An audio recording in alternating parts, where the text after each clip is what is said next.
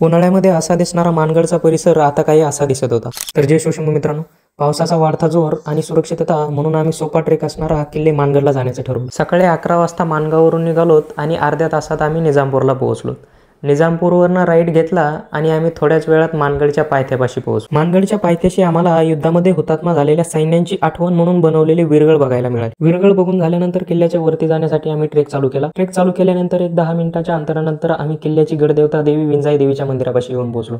देवी विंजाई देवीचे दर्शन घेतले आणि आम्ही आमचा समोरचा प्रवास सुरू केला.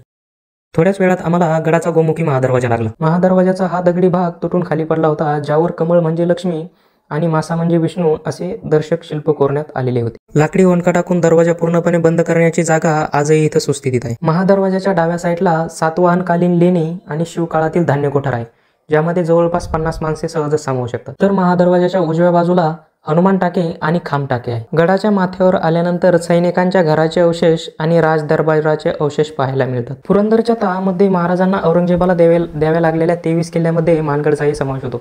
स्वतः छत्रपती शिवाजी महाराजांनी बांधलेल्या 111 किल्ल्यांपैकी एक किल्ला हा मानगड होता. त्यामुळे मानगडला चोर दरवाजा असणं हे तितकंच साहजिक आहे. मानगडच्या नावावरून ज्या शहराला मानगाव हे नाव मिळाले ते शहर आपण गडाच्या ढालकाठी बुरुजावरून बघू शकतो. बाकी आजचा व्हिडिओ कसा वाटला ते कमेंटमध्ये सांगा आणि फॉलो केलं नसेल तर फॉलो करून घ्या.